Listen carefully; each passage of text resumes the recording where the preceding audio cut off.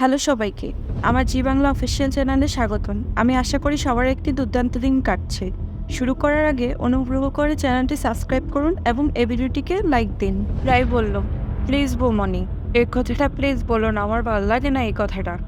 আমার জীবনে এই কথাটা এখন সব থেকে বড় অপমান। আমার কোনো প্রয়োজন নেই, সূর্যের ভালোবাসা আমার কোনো প্রয়োজন নেই। এর মা বলল, না না, লাগবে না তো। লাগবে কেন? এখন তো নতুন নাগর জুটেছে। এই কে রে কে, এটা কে আমারে বল, জানতে হবে আমাকে। রাই বলল, সে যেই হোক না কেন, তুমি তো আর সাজিয়ে গুজিয়ে আমাকে বিয়ের পিড়িতে বসাতে পারবে না। আমাদের সেই পয়সাও নেই আর সামর্থ্যও নেই, তাহলে এত কথা বাড়িয়ে কি লাভ? রায়ের ভাই বলল, সাজিয়ে গুজিয়ে বিয়ে দিতে পারবো না বলে যাকে ভালো লাগবে তার সাথেই চলে যাবি নাকি? আমাদের বাড়ির কোনো সম্মান নেই? রাই বলল, যদি সেরকমই হয় দাদাভাই, তাহলে আমি বাড়ি থেকেই চলে যাব। আর তবুও এই বাড়িতে থেকে যার সঙ্গে তার সঙ্গে চলে যাব না রে।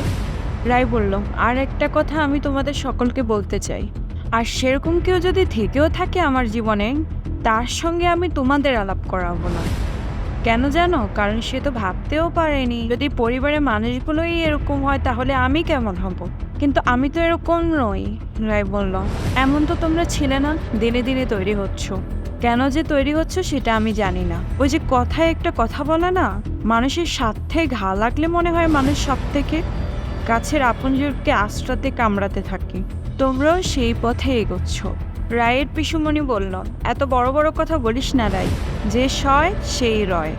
তুই কেন সবার সামনে ওই বাড়িতে বলতে গেলি তোর সাথে একজনের আলাপ হয়েছে, সেই সূর্যদেব পরিচিত, খুব শীঘ্রই বিয়ে করতে যাবি, বিয়ে করে যদি তুই সংসারও করিস, সে কথা আমাদের না জানিয়ে তুই ওদের কেন বলতে যাবি? রায়ের বৌমণি বলল, কেন বলেছো বলে দাও তো রাই। রায় বলল, কেন, তাতে ভুল কি আছে? ভালোই তো হয়েছে, তোমরাই বরং বেঁচে গেলে, তোমাদের একটা লোক কমে গেল। স্রোত তার প্রিন্সিপালের রুমে আসলো। প্রিন্সিপাল বলল, হ্যাঁ স্রোত, কী ব্যাপার বলো তো? স্রোত বলল, স্যার কি হয়েছে? আর পাশ থেকে যে টিচারের সাথে সে ধাক্কা খেয়েছিল সে টিচার বলল, এখন এমন ভাব করছে যেন ভাজা মাছটাও উল্টা খেতে পারে না। প্রিন্সিপাল বলল, তুমি কি স্যারের সঙ্গে খারাপ ব্যবহার করেছো? স্রোত বলল, স্যার আমি ওনার সাথে কোনো খারাপ ব্যবহার করিনি। উনি আমার টিচার, আমি কেন ওনার সাথে খারাপ ব্যবহার করব? বরং উনি আমার সাথে খারাপ ব্যবহার করেছেন। দৌড়ে আসতে গিয়ে ওনার সাথে আমার ধাক্কা লেগে যায়, ওনার হাতে যে বইগুলো ছিল সেগুলো পড়ে যায়, এটুকুই ব্যাপার স্যার। আমি তো আর ইচ্ছে করে ওনার গায়ে পড়বো বলে দৌড়ে আসিনি স্যার, আমার বন্ধুরা আমাকে ডাকছিল, আমি দেখতে পাইনি সেজন্যই। স্রোতের ক্লাস টিচার বলল, স্যার মেয়েটি অত্যন্ত তর্কবাজ, আপনি দেখছেন তো স্যার, প্রচণ্ড অসভ্য একটি মেয়ে। এর আগেও আমার সাথে তর্ক করছিল। স্যার আপনি ভাবতে পারবেন না ওর বিহেভিয়ারটা কেমন, কলেজে সবার সামনে কেমন বিহেভিয়ার করছে আপনি ভাবতে পারবেন না স্যার। ও নিজের দোষ কখনো স্বীকার করে না। স্যার আমি আপনাকে বলতেছি এই মেয়েটিকে কলেজ থেকে বার করে দিন। স্রোত বলল, আমি কারো দয়া এই কলেজে ঢুকিনি, নিজের যোগ্যতায় পরীক্ষা দিয়ে এই কলেজে ঢুকেছি। আর আমি এমন কোনো অন্যায় করিনি স্যার আমাকে কলেজ থেকে বের করে দিবেন। স্রোত বলল, আপনি যদি আমার সম্পর্কে কোনো কথা না বলতেন তাহলে আমি আপনাদের কথার মাঝখানে ঢুকতাম না। যেহেতু আপনি আমার সম্পর্কে এখানে কথা বলছেন তাই আমি কথা বলতে বাধ্য হলাম। আর আপনি কিরকম টিচার যে একটা মেয়ের ক্যারিয়ার নষ্ট করে দিতে চান? প্রিন্সিপাল বলল, তুমি এত কথা কেন বলো বলতে পারো? স্রোত বলল, স্যার মেয়েরা কথা বললেই কি দোষ? স্যার বলল, মানে?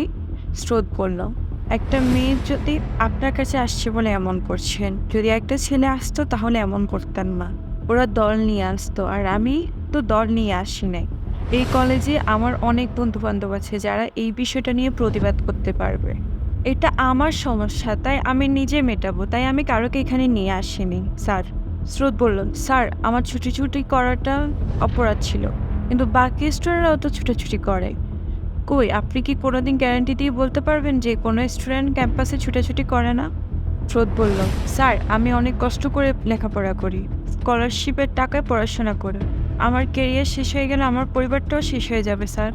আমার পরিবারে অনেক ভরসা, খুব ভালো রেজাল্ট করব, একটা ভালো ডাক্তার হব। স্রোতের ক্লাস টিচার বলল, ভালো ডাক্তার হতে হলে ভালো ভদ্র ব্যবহার হতে হয়। যার মধ্যে ভদ্রতা নেই, সভ্যতা নেই, আর সে আর যাই হোক ডাক্তার হতে পারে না। হ্যাঁ, তারা পরীক্ষা নিয়ে পাশ নিশ্চয়ই করে যায়। স্রোত বলল, সেটা আপনার ধারণা স্যার, আপনার আমার খারাপ মনেই হতে পারে, কিন্তু আমি নিজেকে খারাপ নাম্বার দিই না স্যার। আপনার সমস্যা, আপনি আমাকে দেখলেই খারাপ ব্যবহার করতে থাকেন, রিয়েক্ট করেন। কেন স্যার? আমার তো এটাই প্রশ্ন। না আমার আগে থেকে আপনার সাথে কোনো শত্রুতা ছিল, না আপনাকে আগে থেকে আমি চিনতাম। তাহলে কেন এরকম করেন স্যার আপনি? আমি অন্যায়ের প্রতিবাদ করি তাই এই জন্যই আমার সাথে এমন করেন? স্রোত বলল। প্রিন্সিপাল বলল, দেখো ব্যাপারটা যদি এরকমই হয়ে থাকে তাহলে তো বড় করে দেখার কোনো কারণ নেই। ঠিক আছে স্যার, যখন তোমায় শাসন করছিল তখন তুমি মুখে মুখে তর্ক করছিলে কেন? স্রোত বলল, স্যার আমাকে শাসন করেননি স্যার, স্যার আমাকে অপমান করছিলেন।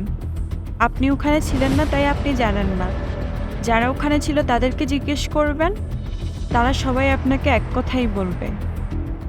উনি একের পর এক অপমান করে গিয়েছিলেন আমাকে। উনি তখনই আমাকে ভয় দেখিয়েছিলেন আপনার কাছে এসে আমাকে কলেজ থেকে বের করে দিবেন। কিন্তু কলেজ থেকে বের করে দেওয়ার মতো কী কাজ করেছি আমি স্যার? আপনিই বলো। এইদিকে রায়ের মা রায়কে বলছে, তুই একটা স্বার্থপর, চূড়ান্ত স্বার্থপর একটা মেয়ে। তো বড় বড় কথা বলেছিল তাই না? বাড়িতে দাদা তার এই অবস্থা সেটা চোখে পড়ছে না তাই না? বাবা চলে যাওয়ার পর কত বড় বড় কথা বলেছিল, সে নাকি সংসার সামলাবে। কি সংসার সামলাচ্ছে বলে হেসে উঠল। এখন একটা লোককে ধরে এনেছে, তাকে বিয়ে করে এ বাড়ি থেকে চলে যাবে। কি ভালো স্বার্থপর একটা। রায়ের মা বলল, শোন রায়, আমি যে তোকে পেটে ধরেছি এটা আমার জীবনের সবচাইতে বড় অপরাধ, এটা মনে রাখিস। তোর বাবা তো তোকে কোনোদিন শাসন করেনি, সবসময় মাথায় হাত রেখে গিয়েছে, তাই জন্য তোর এমন অবস্থা। যদি আমি শাসন করতে পারতাম না তাহলে আমার মুখের সামনে দাঁড়িয়ে দাঁড়িয়ে এমন বেয়াদবি করতে পারতি না। রায় বলল, জানতাম না তো। রায়ের দাদা ভাই বলল, ঠাস করে একটা চড় মারবো তোকে। রায় বলল, কি অপরাধে? কি অপরাধে চড় মারবি তুই আমাকে? কেন চড় মারবি? কি করেছি আমি? বড় দাদা হয়ে ছোট বোনের প্রতি কোন কর্তব্য পালন করেছিস তুই? আজ না হয় তুই অসুস্থ, যেদিন সুস্থ ছিলি সেদিনও আমি তোর কাছ থেকে কিচ্ছু নিইনি। তাহলে তোর এত জোর গলার কথা আমি কেন সহ্য করব?